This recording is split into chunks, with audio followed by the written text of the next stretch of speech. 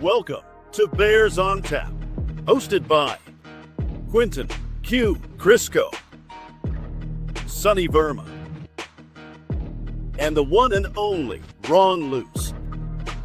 Bringing you all the news, analysis, and opinions on the charter franchise, Chicago Bears.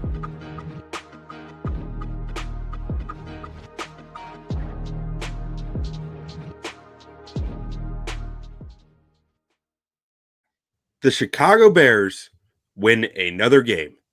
They beat the Minnesota Vikings today, 19-17, improving their record to 7-3 now. I mean, it's starting to feel like this is a playoff team, don't you think, Sonny? I mean, Q, I don't understand. As soon as this game ended, a lot of the feedback I've been getting is of Chicago Bears fans being upset. But my favorite NFL team is 7-3. There's no way. This is why I said confused. You can see it if you're watching this on YouTube. I don't understand this football team that I thought maybe would, win 7 games, roughly, maybe 8, maybe 9 games this year. We're already there. It's not even Thanksgiving. So Q, tell me, why is everyone upset? I think because it's such a, this is the second straight game where it was disappointing in some way, like late in the game. And then like that extreme up, like we're up here, extreme down, and then like back up. I think it just plays with your psyche to it, right? Because like think back to last week, they underperformed against the Giants, it felt like, until Caleb hit the Superman button and very late in the game finally made a run and won the game. And then in this week, it felt like they kept coming up short, right? Like the entire second half, they couldn't get in the end zone, and just this callback to week 1 of like, this is how that felt. And we can't let JJ McCarthy do that to us again. We can't let the Vikings and Kevin O'Connell do that to us again. And then we let them do it to us again, So like, I kind of get the difficulty in processing of like how I should feel coming out of this game. But at the end of the day, I'm sitting there going, my favorite team won another game. We're 7-3. And that Vikings team, that Vikings defense, they held Lamar Jackson like 170 passing yards last week. They're a tough defense to go against. And I'm not going to sit here and apologize for victories. No, exactly right. And again, I think that's where my confusion lies, because I feel like we just played this game in week 1. And we were at home in week 1. And in this case, we kind of did the same old thing. While watching this game, there's no point where I didn't think the Chicago Bears were the better football team today. And yeah, at the end, unfortunately, Minnesota took the lead. But for me, I guess we're going to be talking about this over the next 45 minutes or so, but Caleb Williams didn't have a good game. I don't think Ben Johnson had a good game. A lot of our wide receivers were dropping balls. And yet we came out of this game with our first division win of the season. And so my mindset is this football team, which we're still trying to figure out. We don't know how good of a football team it is. We don't know if it's an average football team. Is it good? Is it elite? Probably not elite. I think that's pretty safe to say. But even on its bad days, they're beating teams in its own division, which is, in my opinion, inarguably the best division in football right now. And so, again, I ask you, why should I be upset about stealing a victory on the road, too, by the way, Q? We won in Minnesota, which is not necessary. Look, I get it. I'm sure we're going to talk about their quarterback soon enough. But 7-3 feels really good. Yeah. And, I mean, 2 weeks ago, this Vikings team beat the Lions, right? They went into Detroit and beat the Lions. Like that says something to me as far as like, they're not a bad team, like despite being under 500. And frankly, they came into this game, their entire fan base saying, oh, we're going to beat them. Like we're going to beat them, because Kevin O'Connell's only lost to the Bears once in his career. And that was with Joshua Dobbs starting at quarterback that they just acquired. Like, so to Vikings fans, to the Vikings themselves, Bears weren't a problem. Like, and now it's kind of like, okay, to them, they're probably going, okay, the Bears might be a problem now. Like they didn't just fold like we're used to them doing. So that aspect is exciting to me. And Sonny, you mentioned Caleb not having a good game, and I'm curious what makes you feel that way? At least in the first half, it bothered me in the sense where, like, the offensive line to me had a little step back from the previous couple weeks. I'll rewatch this game, and absolutely, I'm going to watch you and Ron on your show Tuesday night. But I think he had a couple bunnies, a couple easy plays, easy throws in that first half that he made. He threw the ball maybe a little bit too hard. Again, they're NFL wide receivers, so maybe they should have come down with it. 16 of 32 is fine. 193 yards. No touchdown today, but also no interceptions. And I mean, he came up with some evasions today. Even for Caleb Williams, where we've talked about how good he is at evading a defensive line and pressure. Today, he had some really impressive ones. But I just don't think that the throws that we've seen, like, I feel like every week we have a couple throws, a couple plays that we're talking about. Caleb made those plays. That's I'm him moment. I don't know if we had any of those necessarily today. Yeah, no, that's fair. And he definitely missed a few throws early on the first two possessions. There were two throws that stand out to me, two deep balls that got overthrown. But outside of that, I mean, the more I sat and thought about, like, after the game, I'm thinking, like, Brian Flores threw the kitchen sink at the Bears offense today. I think that For sure. I am not sure, like, the way that I can best describe it as the way that I started thinking about it is today was a very tough chess match between the play callers on both sides of the football. Like, and that is where a lot of division games come down to, I feel like, because these guys all know each other so well. But I think Brian Flores might have actually gotten the better of Ben Johnson today. But to me, I'm sitting there going, like, that's going to happen when you're going against Brian Flores. He's going to get your number at times. But to me, I think I don't know what more Caleb could have really done in the second half, particularly, where I'm sitting there going, like, I don't feel like he missed a lot of throws outside of those two early ones. And there were a few drops in there. Like, I don't want to make excuses for him either, but, like, I don't think he played poorly by any means when I'm sitting there trying to, like, really think through what I saw happen today. I don't think he put on the cape, like you said. But I also think that's tough to do when Flores is on his A game like he was today. But then are we being, like, unbiased here, right? Like, if we talk about, how the national media talks down on Caleb in past couple weeks, even though we see what the Superman, Iceman, I guess you can, the new popular nickname that Caleb has. At the same time, like, on games like today, don't you want the way we talked about Caleb Williams all season long, for at least for the most part, is, talking about a guy who's coming into his own, not somewhat living up to that number one draft pick. Whether he's a franchise player or not, we don't know. But is he a quarterback that can win you a Super Bowl? I think, I don't mean to speak for you, but most of us are starting to lean yes, collectively. Games like today, when everything does happen to go wrong, I feel like you still should want to count on your quarterback in the second season to be able to make a couple plays that put you, game-breaking plays. Today we relied a lot on the defense, which is great, which is fine. Again, to me, that shows you this team might be better than we are giving it credit for. But I guess for me, it's just Caleb played like an average quarterback today, which is not a bad thing because in the history of Chicago Bears football, that's kind of what we're used to. But maybe now my expectations for Caleb are a little bit higher. But that's a good thing. Yeah, no, that is a good thing, and I think some of where I'm coming down to it is, like, especially in the second half, it felt like they were just choosing to run the ball a lot, which I don't think is necessarily play calling as much as Flores, because they're calling two plays in the huddle. They're saying can at the line of scrimmage. They're saying we're going to take what the defense is giving us, and a lot of times that was the run. So, like, the thing that I keep coming back to is there was a 2nd and 25, I think. Caleb made a 3rd and 3. with he made a nice throw that turned into a 3rd and 3, and they were able to pick up the first down after that.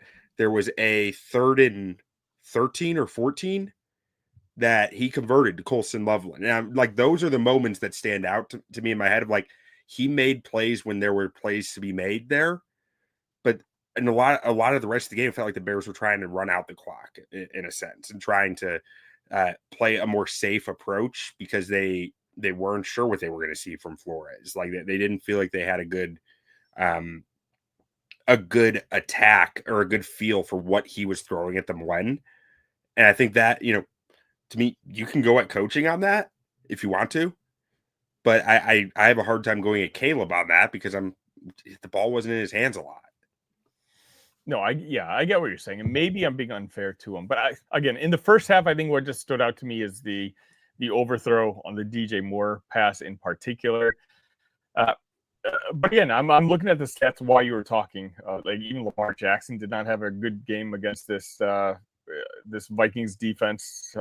You might be right. Again, Brian Flores is blind Forest, but I just think that right now, every single week, I feel like I'm getting so excited, and we saw what Caleb did last week, essentially winning that game for us. And again, technically, he won the game for us again this week. I think this is the 5th one of the year.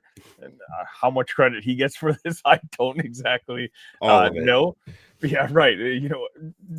Tomorrow, I'm just going to give him full credit for it. So, but it's just one of those where, again, Caleb was fine. I don't want to hate on him too much because I'm sure the national media is already going to do it, and I'm not trying to be in that crowd in any sort of way. But simply, I guess, in some sort of way, I also, again, my expectations for Caleb are a little raised. It's like he made plays in the backfield and evading sacks, even though he did get sacked, I think, twice today.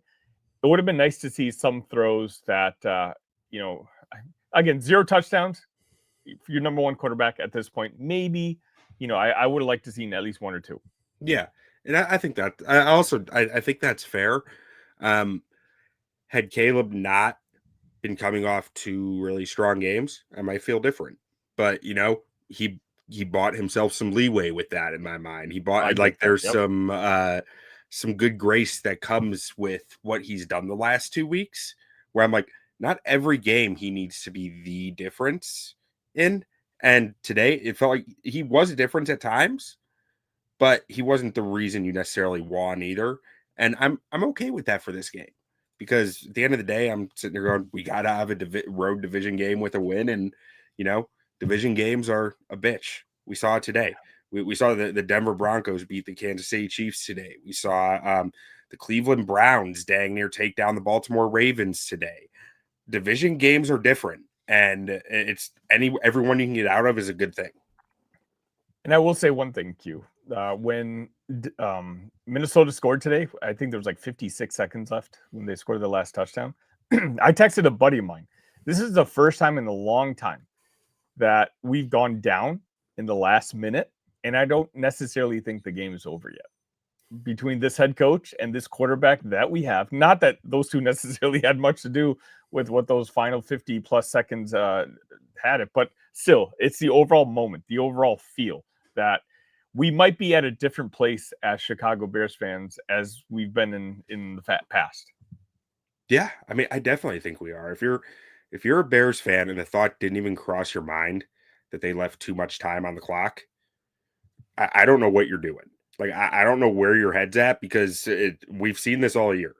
We've seen this 2 straight weeks now where the other team left too much time. And if you're not allowing that thought to even enter your mind, I think you need to reconsider what you're thinking about and the way you're thinking about it because, frankly, football is fun, Sonny.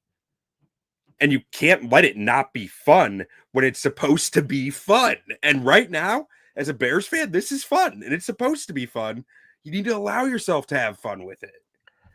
It's a lot more fun when you're 7-3. I'm not going to lie. And again, while we're recording this, we don't have the final result of this Detroit game. But right now, at least while we're recording, we're in first place, Q. This is really fun. It's been a long time, man. It's been since 2018 or this late in the season for the Bears to be in first place. I think 2018 was the last time that happened. A while. Yeah. It's a whole new world for us Bears fans right now. And, there's some flaws in there. I don't know how long the defense can keep sustaining like this, but frankly, I'm just happy to be along for the ride right now because this is just the start.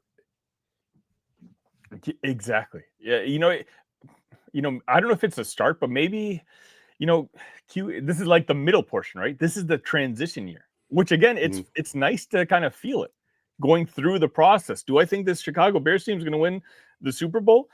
Not necessarily, but it's one of those where if this team was, 8-2 or 9-1 or 10-0 or whatever, and considered a favorite, I'd feel paranoid that the bottom is falling off.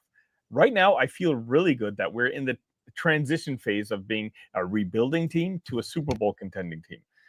Right now, the 50-50 games are going in our direction, which is nice because I feel like we're kind of in the middle process. One more good offseason, all of a sudden this team, which ultimately could still win 10 games, 11 games, who knows where we're at this point. I think one good offseason, and we're in that conversation at least when it comes to possible Super Bowl contenders next year. Now let's talk about this for a second, Sonny. Like a year ago, the Washington Commanders were this team, right? Who kept winning on last minute stuff, kept stuff that you could deem luck related if you chose to, which I did with the Commanders. But how do you feel about, are the Bears going to be able to avoid something like that happening next year? What's happening to the Commanders this year, you think? Or do you think that that's something that, like, how would you go about trying to not fall into that same pit? I just think it's really hard to say until we see the results of the second half of this season, right? Like we've passed the first test, beating Minnesota at Minnesota. I think it's inarguable that the Bears have had a pretty, I don't know if it's easy. I don't think there's such a thing as an easy schedule in the NFL, but the teams that led to a 6-3 record aren't doing too successful themselves. Today, to me, was one of the first tests going into Minnesota, playing a very solid Minnesota team and coming out with a victory. We got Pittsburgh next week, and obviously we know what the second half of the schedule is going to look like. If all of a sudden this team, we'll see. Do they keep squeaking by when it comes to victories, or are they winning somewhat comfortably? And then we'll kind of get a barometer of what this team ultimately is. Right now, we still kind of don't know. I do think they passed the test today, but if they go, 3 and whatever the rest of the season, and we finish with 9 or 10 wins, on the whole, I think we're going to be satisfied. But you and I, who've been covering this team every single week, will understand that the team won 7 of its first 10 games this week. And to ultimately finish with maybe just 9 wins or 10 wins shows you that once the competition got tough, the Bears themselves couldn't quite elevate them to the team that they looked like in the first half. So I just think right now it's a little hard to tell how good this football team is and whether we can carry over these expectations to next year. Yeah. I mean, partially I asked this question because I wanted to answer it as well to a degree. So go for it. You. For my thoughts on this, I can go the quarterback route, right? I've never been a huge Jaden Daniels guy, but I believe a lot more in Caleb, but I feel like that's a cheap route to this, right? So I'm not going to harp on that too much as one, watch the Commanders go from one of the older teams in the NFL to the clear oldest team in the NFL from last year to this year. Based on their signings, the guys they brought in, the guys they were counting on, they got a lot older in the offseason, which I think is the opposite direction of where you want to go. I expect the Bears to continue trying to get younger here and maybe try shifting some contracts around. And I expect some decent roster turnover one way or the other. Additionally, I think Ben Johnson is a higher caliber play caller and a more respected play caller than Cliff Kingsbury. I think Dennis Allen is a higher caliber play caller and a more respected play caller than Dan Quinn. and schemer, like not just play calling, schematics, coaching in general. I like both of what the Bears have there better than what the Commanders had. And that combined with me liking the quarterback more. And again, I'm obviously biased, but like I think that trio bodes well and better for the Bears than it did for the Commanders, along with hopefully adding more youth and having more youth in key spots already, right? Like with a Romo Dunze, with a Darnell Wright. The Bears already have some potential blue chippers and at the least red chippers at some key spots that I don't think the Commanders really had. I think the Commanders' success was before they were ready to have it. And I do think the Bears roster is in a position where like they're ready for this to be winning games. So like they have some of that high talent that I don't really think the Commanders had in different positions. Yeah, I think you might be spot on with that. I think what you're kind of saying is essentially the foundation that the Bears are showing right now between not just the quarterback, because again, Washington fans will obviously differ on their opinions on that end. But I think, again, slight bias. I think head coach wise, and as you mentioned, Dennis Allen give us a leg up when it comes to what the future outlook of the Chicago Bears team looks like compared to last year's Commanders team. Yeah. But Sonny, you want to go ahead and jump into our first segment here? Let's do it. The baddest man. Sonny, who was the baddest man on the Chicago Bears today? You know, there's a couple guys I'm thinking of. I just don't. I'm going to sound a little conflicting when we talk about this later on in the show, but I want to give a little love to Cole Kmet, a guy who I think when we needed him to catch the football, he simply caught the football. 5 for 45. No receivers had good numbers today if you look at that box score. But Cole, when we needed him most, he caught the ball. You know, Colston did his job as well, and I'm going to talk about Colston in a little bit as well. But for me, Kmet did the job when he was called for. Yeah, I like that. And Kmet was a guy that I strongly considered because I think he had one of his best games of the season today. For and sure. That's not just because of the catches. It's because he continued to execute well as a blocker and a key player in the Bears' run blocking scheme. He's great. Yeah. Yeah. Now, for me, I'm going with something a little weird because I don't think there's a clear choice for this week. A part of me wanted to go Dennis Allen just because I do think that he made life hard on JJ McCarthy today and made him jumpy. And some of the stuff with like the Bears are guys when they blitz are very clearly coached that if you can't get to him, at least take away the throwing window. And like that mattered today at least twice, I think, where once they got a hand on the ball, another they made him hesitate. But I also thought about DeAndre Swift because he had 21 carries in this game, averaging 4.3 a carry. Like that is some good weight. And then I'm like, well, does the O-line deserve some more credit? Because I do think the O-line in spurts was very, very good today. But in spurts, they were very poor. So like I end up like in a conflicting spot there too. Ultimately, I'm going with the cornerback room. Okay. They're playing down, out. Tyreek Stevenson left this game at one point. And, they gave up a touchdown after that. But I have to think, and I don't have proof of this. I haven't seen the coach's tape. I haven't seen how chippy they were out there. I have to think the Bears corners were getting in the receivers' heads. They were getting physical with them, handsy with them, and in their heads to some degree, because I don't think that many drops just happened. Because they dropped like 6 passes today. They dropped a lot of balls. Like people out there saying like, well, both teams had drops. The Vikings dropped some bad ones that like should have been big hitters. So like, I have to think the Bears corners had something to do with that being frustrating. You've just getting guys off their spots a bunch, and then the receivers are pressing because like Jay Jettas and Jordan Addison don't just drop passes that much. TJ Hawkinson is a good tight end. Even though I've never been a big like TJ Hawkinson guy, He doesn't have drops like that often. I think the Bears defensive backs really got chippy with the pass catchers. and made them start thinking about things other than catching the football. And that's how you get dropped. So to me, I'm going with the quarterback room.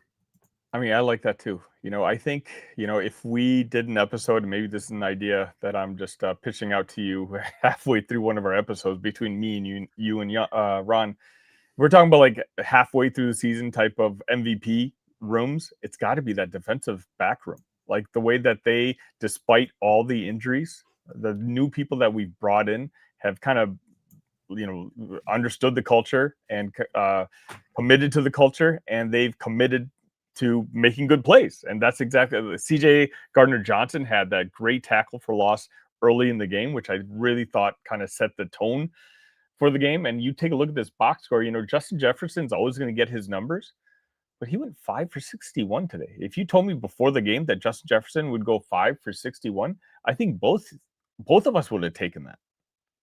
Yeah, he had a big drop late in the game. I mean, like they're doing something to get these guys to mess with their psyche out there, because like this is the second game in a row really where they've held Jefferson down, like to a degree. And some of that's probably JJ McCarthy, but at the same time, they had drops. The ball was there multiple times for them and they couldn't capitalize. So, and also, I mean, I feel like I need to shout out Nahshon Wright because he's been the nicest man so often. Yeah. And he had a very good chance to be one of the nicest men today. Like, or that first quarter, if it wasn't for drops and miss throws, he probably should have been hit for 4 targets, 4 catches, 100 yards, and a touchdown in the first quarter. But he bounced back from that. They didn't happen, but at the same time, as a player, you're like, man, he was wide open on me. Like, it's like he didn't let that all snowball. He instead just had the short memory, the memory of a goldfish. Went out and got the pick in the end zone. Like that's huge, and especially the same week as losing his JUCO coach, who was as was talked about plenty, was shot on campus this past week, where Nahshon Wright went to junior college. It was on the Netflix show. The show called I want to say Hard Knocks, but that's not. Last Chance U. Chance U. Like that's, I don't know, that's a tough thing to come out here and play for or play after. He came out and showed up and made a huge play. Yeah, I really do think that was one of the feel-good moments of this football game. But if we're talking about guys who are more consistently shown in the nicest man, segment, and today can at least be debated. Yeah, I thought about it, bringing him in on the baddest man. Was the guy who arguably won us the football game today. And that's Devin Duvernay, a guy who, routinely I'm like, we need to upgrade on our kick returns. And yet today he had that one kick return when we needed it most. Because as much as I do trust Caleb and I do trust Ben Johnson, he made their life really easy in that last 50 seconds. So, before we move on, I did want to give him that shout out, because at least today I think he got one of the game balls at the end of the game as well. And that was well deserved. Yeah, I mean, he's frankly, you talk about a guy this year, almost every time I've seen him return a kick, in the back of my mind, I'm thinking they need a new kick returner.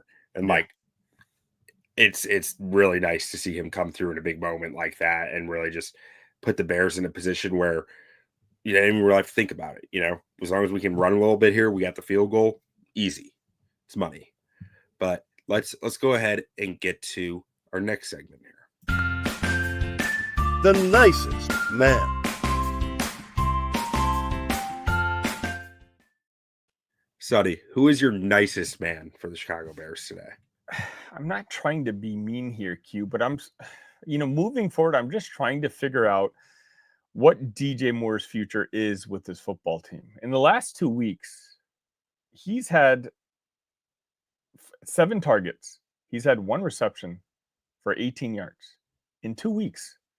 This is DJ Moore, a guy who before the season, certainly last year, we were talking about, hey, this guy's eventually going to lead the Chicago Bears in all the wide receiver, leader categories.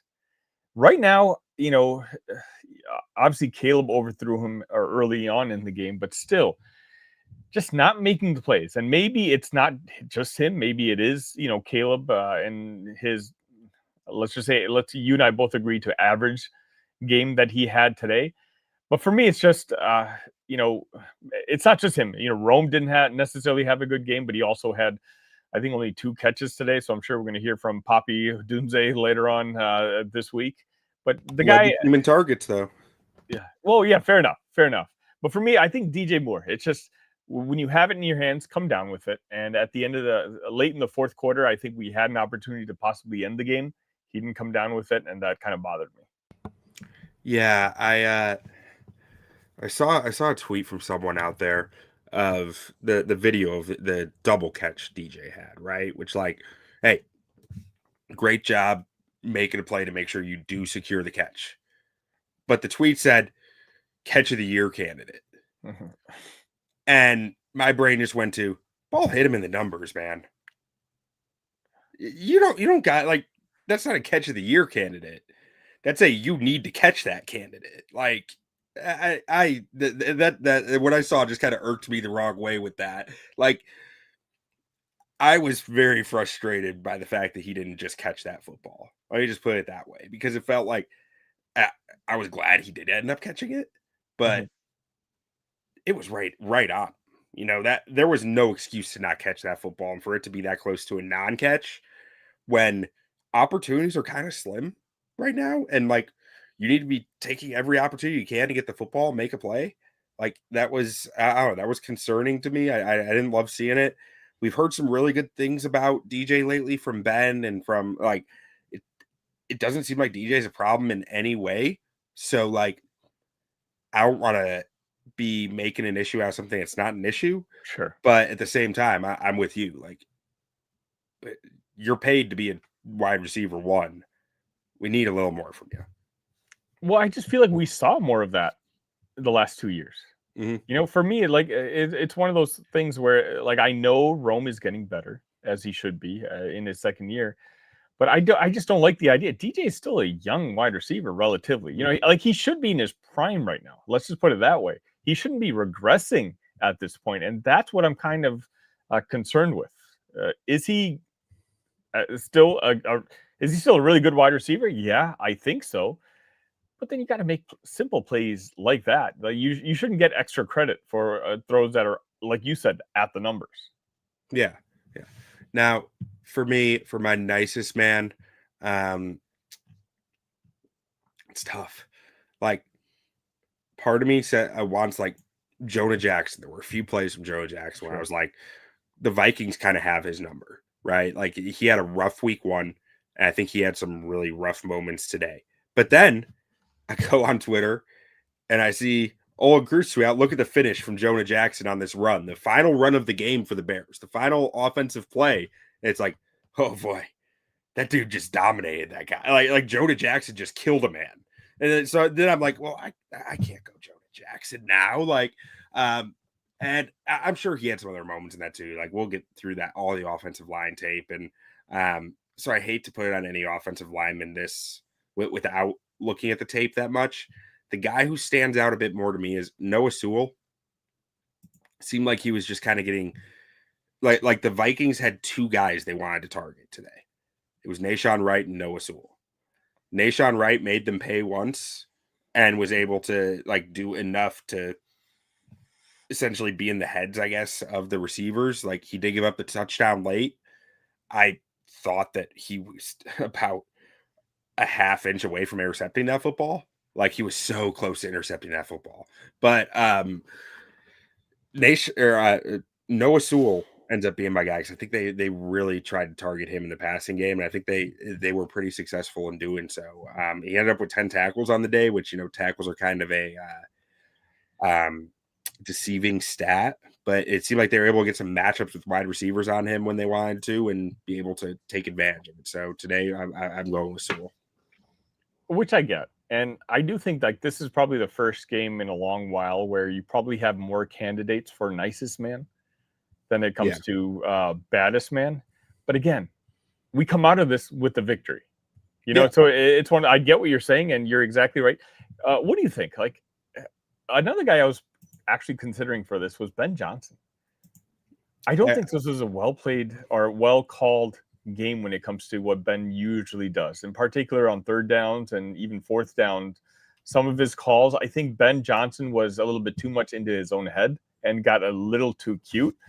And, we're fortunate at the end. We still, came out with the victory, but still, I love to lavish Ben Johnson with praise when he does things correctly. I also got to call him out today.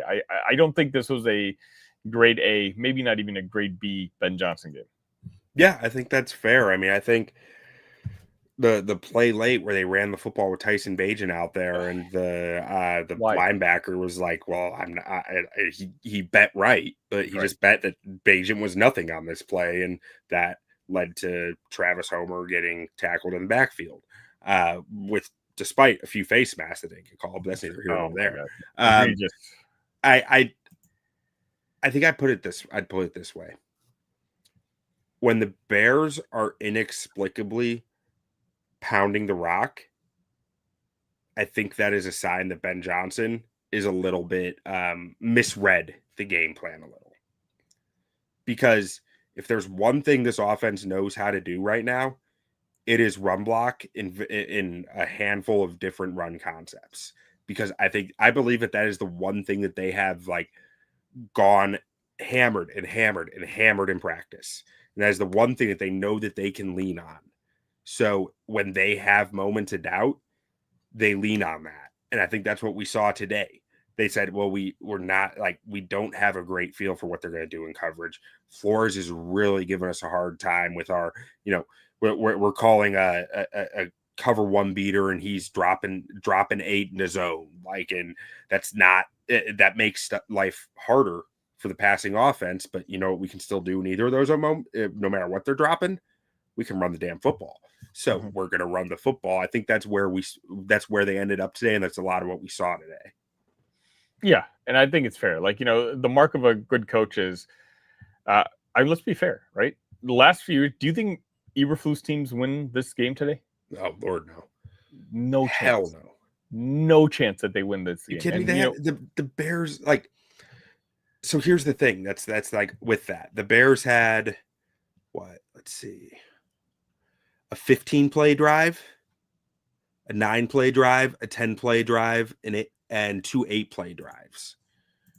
That's not that takes extreme discipline from an offense, from a team. You can't be derailing with penalties. You can't be having mental errors. And they had a few penalties out there, but to be sustaining drives like that, it requires such a well-coached team. And I think that's where Eberflus would it wouldn't work. It just wouldn't happen. Exactly. So that's why, again, he's a candidate of mine when it comes to nicest man. But overall, we're 7-3, right? And I think that's kind of where I come in with my big perspective on this football game. This was a game that was clearly not a good football game from the Chicago Bears, from what they showed today. There were no standouts necessarily, and yet to win a game on the road when your quarterback didn't have a good game, when your head coach really didn't have a great game, and you win a divisional game for the first time, I'm confused. I think Bears fans need to be a lot happier. I agree. I mean, I think it's time to put some of our I was gonna say shame. I don't think shame is right, but worry or concern about being frauds to rest. They're frauds. We'll find out eventually, but who cares? They're 7-3. Have fun with it. I mean, today was a test, and they passed the test. It wasn't pretty, but it's not always going to be pretty, especially in the NFC North against a really good, or not really good, but a good football team, a well-coached football team. They came out with the win today. And you know what? Yeah. Now we're really serious about having this conversation about making the playoffs, which before the season, if you told me 10 games in that we'd have this discussion, I would have thought you were crazy. But here we are. Sonny, 2 weeks ago, you would have told me that Jalen Johnson might be back for the Packers game. I wouldn't have believed you. Oh, yeah. So, that's where we're at. And you can sit here and say it's close games and there might be fluky, but at the end of the day, I believe in the quarterback. I believe in the coaching staff, and I believe that if you get this secondary healthy, I start to believe in this defense a whole lot because this whole defense revolves around talented cornerbacks and safeties. They have not had talented cornerbacks on the field at all this season outside of Tyreek Stevenson. You get Kyler Gordon and Jalen Johnson out there with Tyreek Stevenson, suddenly I think this defense starts to make a lot more sense. And from there, I already said I believe in the quarterback. I believe in this offensive line. I'm scared of Theo Benedict, but outside of that, like we're 4 out of 5. I believe you can pound the rock, and I believe in the quarterback. So, like, that means I believe in the offense. And we're talking about a real team that is dangerous at that point, in my mind. No, exactly. When you talk about big picture, this team is 7-3 without their best defensive player. You know, a guy who we thought would be out longer. Now, obviously, we got really good news this past week. And as you mentioned, he could very well be playing against the Green Bay Packers, you know, a game that, again, you're talking about interdivisional, a game that's going to really matter for playoff implications. This defensive back rooms we talked about earlier today has absolutely held its own. It's done everything that we've asked for, considering the injuries that that room has faced.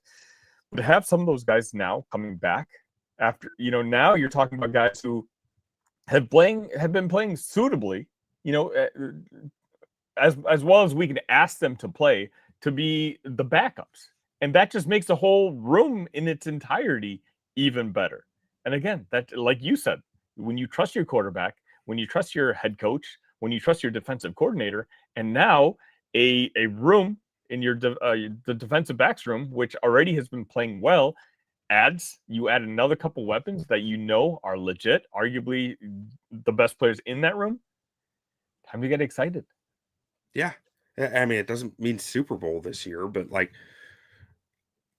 let me put it this way.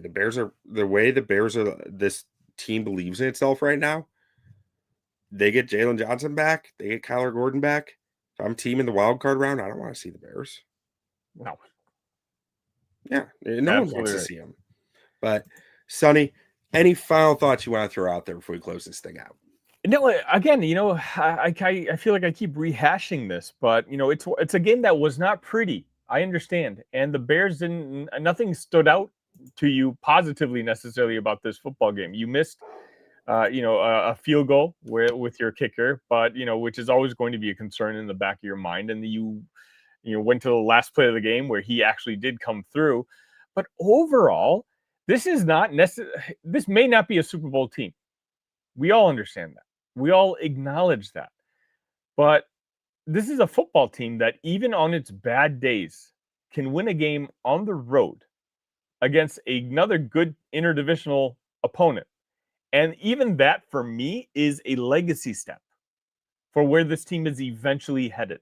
And that makes me so comfortable about not just this season, but more importantly, the future. And I really feel like, you know, maybe this is me spin doctoring this whole thing, but really, genuinely, I feel like I just watched a okay, probably bad performance by my favorite NFL team, and they still came out victorious. And now, possibly by the end of this episode, are number one in their division. And you know what? I'm okay with that, and so should a lot of people.